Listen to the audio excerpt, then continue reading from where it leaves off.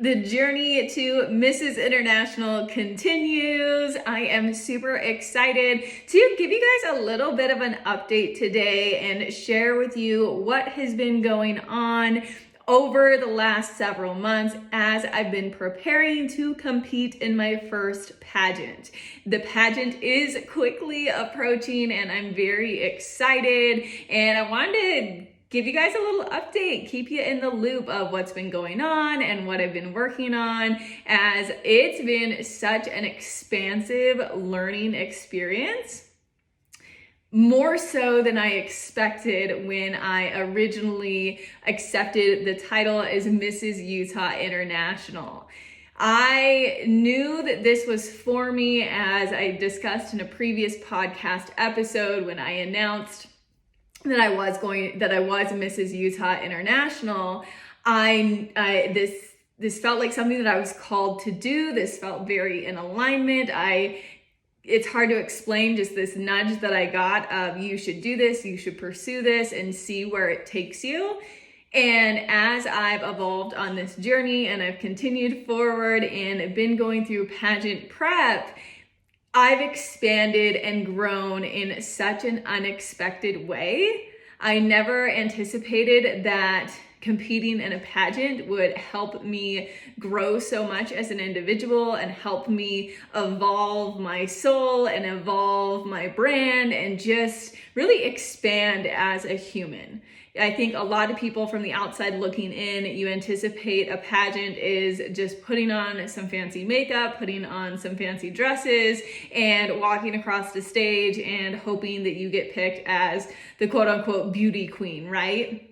But it is so much more involved. There's so much learning. There's so much personal growth of truly understanding who you are and what you stand for, the message you want to put out in the world, the change you want to create in the world, and really what your mission is as a title holder. It is so much more in depth, and I'm very thankful that I decided to dive in and really learn the ins and outs of pageantry and really learn more about the women who do compete in pageants, because I honestly never understood pageants, right? I had that outside looking in view of like, oh yeah, okay, you just do the makeup, you do the dresses, like I said, and you parade around on stage and that's that.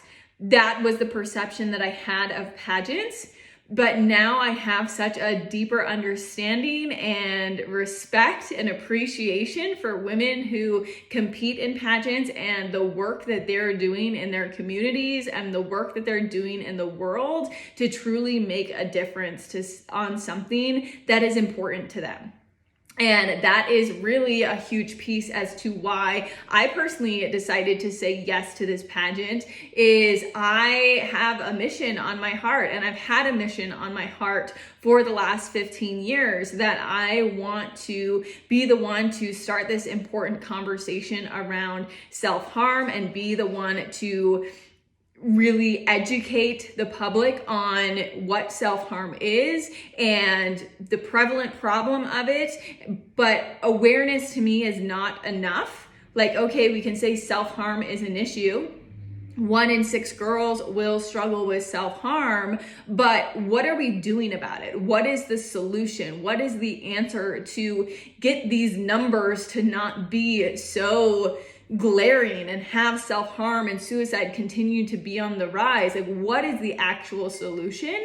And that has been my focus for the last several months as I've been preparing for this pageant. Is it's taken this mission that's been on my heart and put it into a plan of action. You know, I've been talking about my experience with self-harm and talking about overcoming your life's challenges to become the person that you're meant to be. And I've been talking about this mission for a decade on social media unofficially. And since committing to doing this pageant, it's really turned this thing that I've talked about for a decade into a true mission and into something that I can scale on a global level and actually make a difference in this space. So I launched my mental health ebook in April, which was very exciting. So that is out in the world, where I share my 3-step process of understanding your emotions better, identifying your current patterns and coping skills, and simple strategies to create new healthy habits to not only take charge of your mental health, but you can use those same habits to create more confidence in everyday life and become the best version of yourself.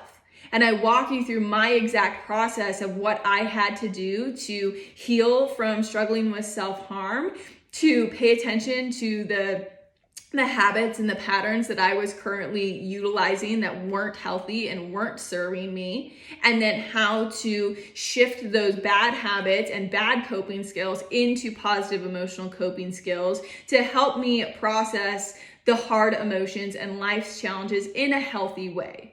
And then I walk you through my personal routine to keep my mental health in a good place. This is the same routine that I used to help me navigate postpartum, as I was battling some very severe postpartum depression and aggression. And I was finalizing this book as I was going through a really rocky period in my postpartum journey. And I was able to take every strategy in the book and apply it again in my life and see how much it helped me get to a better space mentally and get to the other side and not fall back on old vices and old coping skills that caused so much damage in my life. And I was really proud of that progress. I essentially was writing the book for myself at a time that I needed it, and I had no idea. And so I'm so thankful that I committed to this pageant, because it got this book that was in my heart for the last 15 years finally out into the world at a time that I really needed it. And I hope it serves other people in that same way. So we had a very successful book launch. You can still get your copy of the new Happier Days ebook. I'll put the link in my show notes if you haven't yet got that. It's Mental Health Awareness Month now, so it's a great time to grab your copy and just do a little personal check-in. This isn't just for people who struggle with self-harm. This isn't just for people who struggle with mental health and have diagnosed mental health issues. If that's you, great. I know you're going to get tremendous value out of it. But I believe creating strong habits and positive emotional coping skills is critical for everyone. Because it's not a matter of if you're going to struggle in life, if you're going to battle your mental health at times, if you're going to experience grief or loss or failure or heartbreak or trauma or tragedy. It's going to happen. And chances are you've already experienced that. And it's not the only time in your life that you're going to experience a hard season. And I think where most people go wrong is they don't have the proper tools in place. They don't have the proper routine and personal system, if you will, in place of how to navigate those hard emotions when they come. And so we default to our habits. We default to the current habits we have. And if those aren't good, healthy, positive habits, they can run rampant in your life and cause some serious damage. And I've seen that firsthand. And so I'm very passionate about creating strong habits now when life is good, because the habits you have in place, you will always default to in a bad season, for better or for worse. And I've seen my bad habits take me down a dark rabbit hole, and I've seen my good habits keep me in a good space mentally and carry me through a hard season without spiraling. So the new Happier Days ebook, that has been something I've been working really hard on as Mrs. Utah International. I'm so excited that it's out in the world. We did a website redesign, and the new branding that has come in for 2023 is really exciting for me. So that was also in the works behind the scenes as we were launching that new ebook.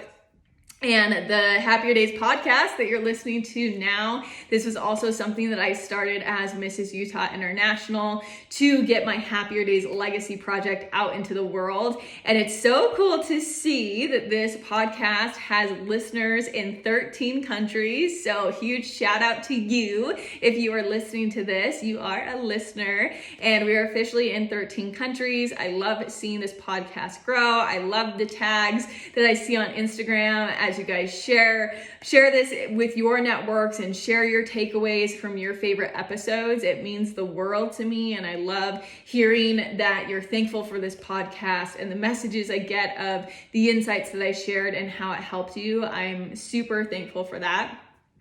I've been working with a lot of really amazing organizations here in Utah and have had the opportunity to volunteer in my community a lot since being Mrs. Utah International. The Utah Food Bank has been a huge one that I've partnered with.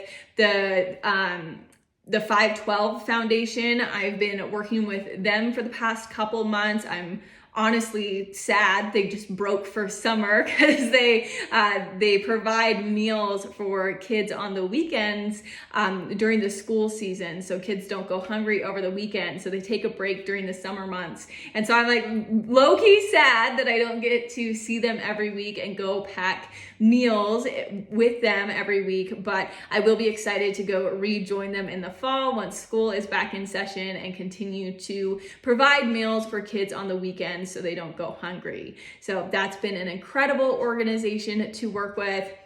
And now we are in pageant prep. So I'm really continuing to move this Happier Days mission forward, and I'm being booked for different speaking gigs to share my story of overcoming self-harm, sharing confidence tips, sharing mental health tips. So I have several speaking opportunities coming up, and want to let you know that I'm available to come speak to any youth groups or events. If you have an upcoming event, I'd love the opportunity to collaborate with you, come share my story, provide value to your organization. So I'm excited to continue expanding the Happier Days mission in that way, collaborating with different podcasts as well. So if you have a podcast, I would love to collaborate with a podcast episode with you, and just let people know that they aren't alone with struggling with their mental health or with self-harm or confidence and self-esteem issues. I think there's such a powerful conversation to be had, and I'm so inspired and lit up to just keep moving this mission forward and want to collaborate and add value wherever I can. So that's what I've been focusing on now behind the scenes over here as we're getting ready for the pageant. But a little bit of exciting updates and to let you guys in on the loop of what pageant week looks like. I know as I see you guys in person and talk to you on social media, there's lots of questions of, so tell me about the pageant. How does that look? What is pageant week like? What are you working on? So in addition to just getting out in the community, different volunteer opportunities, speaking at events, podcast collaborations, things like that, it's a lot of personal prep of preparing for pageant week. So obviously we had to go find an evening gown. You have to get your pageant outfits, practicing walking and practicing the interview. And so it's a lot of practice and preparation. So it's a lot of behind the scenes work right now as we get ready to debut for pageant week. So a lot of you have also been asking, how can you support me? You can vote for me right now to win the People's Choice Award. That link is on my bio on Instagram. I'll also throw it in the show notes. If you want to vote, I super appreciate it. So it's online voting to where with the People's Choice Award, whoever wins that and gets the most online votes, you are guaranteed a spot in the top 16 for finals night. So please go vote. I super appreciate your votes to help me win the People's Choice Award. So the way that the pageant week works and the pageant structure works is we'll head out to Tennessee in July. So it's July 16th through the 23rd. So we'll head out to Tennessee in July, and pageant week starts that Monday. And it's really cool and involved of what pageant week looks like. So we're going to have an orientation night Monday night. On Tuesday, I believe that's the day that we go out into the community and we go volunteer and do some group activities. I know one night we go to a baseball field and have another group activity, and then it's a lot of rehearsal for the on-stage presentation.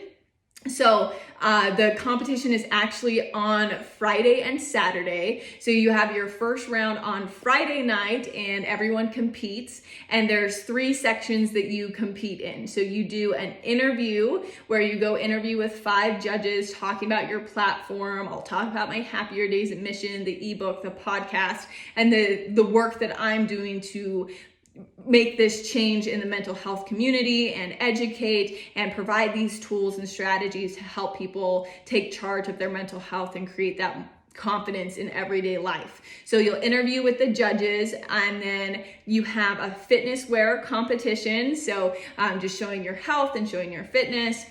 And then you have an evening gown competition. So there's those 3 areas. So evening gown competition is 25% of the overall vote. Fitness wear is 25% of the overall vote, and then the interview is 50% of the overall vote. So everyone competes on Friday, and then they'll choose the top 16. So whoever scores the highest, you get placed in the top 16 and you compete in finals on Saturday. Now, like I said, whoever wins that People's Choice Award, you get a guaranteed spot in the top 16. And then what happens for the finals and the top 16 is all of the previous scores get erased. So you all get zeroed out again, and you go compete in the same 3 categories. You do an on-stage interview question, you do your evening gown again, and then you do your fitness wear again, and they compile a new score, and then they crown the winner. So it's going to be really exciting. A lot of you have also asked, can you watch it somehow? Obviously, if you're not local to Tennessee. If you are local to Tennessee, you can come in person and watch in person. You can buy tickets. So you can message me if you're local to Tennessee. I can get you those details. But yes, you can also stream it online and watch the competition on Friday and Saturday online.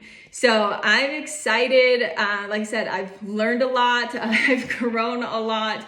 I've really developed this Happier Days mission and this message on my heart in a way that I never have before. And I'm so thankful for saying yes to this pageant, because it's truly helped fulfill a piece of my life purpose, but also expanded and grown and helped me get clarity on how I want to move this message forward into the world. Because I've always known that I do want to share this message. I've always known that I am supposed to be the one to speak up and speak out on this message, but I've always been nervous and not sure how to approach such a sensitive topic, and not sure how to start this conversation around self-harm and the way that I'm specifically supposed to help people.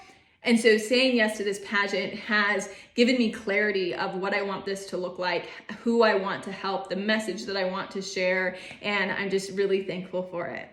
I'm really thankful for all of your guys' support, super thankful for everyone who's already voted, and voting goes all the way up until the date of the pageant, which is July 21st. So you can cast your votes online, let them know you want me to win the People's Choice Award. By doing that, it does mean the world to me, because you are helping me further this Happier Days mission into the world and helping my message find the people that need it.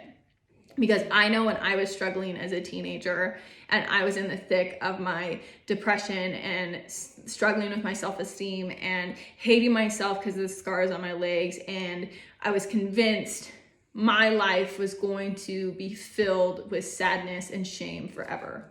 I was convinced I would be this miserable and this sad and be filled with so much self-loathing for the rest of my life that I questioned what was the point of keeping going if I was going to be this sad forever. And I prayed every day to find a woman who had struggled like me. She had scars like me. She knew what it was like to feel that sadness that I was currently feeling, but she was happy. She had made it to the other side of her darkness. She was healed. She was okay with her scars. She had made peace with her past, and she was truly thriving. And I wanted to find that woman who could give me hope to keep going, to let me know that my life wasn't destined to be filled with sadness forever. I wasn't going to live in this shame about my scars forever, and I could truly heal and move on. And I never found that woman. So instead, I became her. And I hope that who I am and my light and my message that I'm sharing with the world can find that person who's struggling, that person who's praying for someone to show them that it can get better. That my message can find that person that wants to know, is my life destined to be this crappy and this miserable for the rest of my life? Because if it is, I don't want it. And I want to be the one to show you it's worth sticking around. Life is not perfect. It's not all rainbows and butterflies. It has some really challenging moments. It has some really hard emotions. But it's not destined to be like that every day for the end of time. They're just seasons. And every rain eventually runs out, or every storm eventually runs out of rain. And I want to let people know that it's not a perfect life, but it is so worth sticking around because it is filled with so many blissful, beautiful, unexplainable, amazing moments. And I want you here to experience them. And I hope my message finds that person. And through your support of voting for me and cheering me on and sharing any of my posts, sharing the podcast, I want you to know you are helping me move this Happier Days mission forward. And I am deeply, deeply, deeply thankful for it. So I'm excited to continue to take you guys on the journey. I super appreciate the support. And thanks for listening to the Journey to Mrs. International update.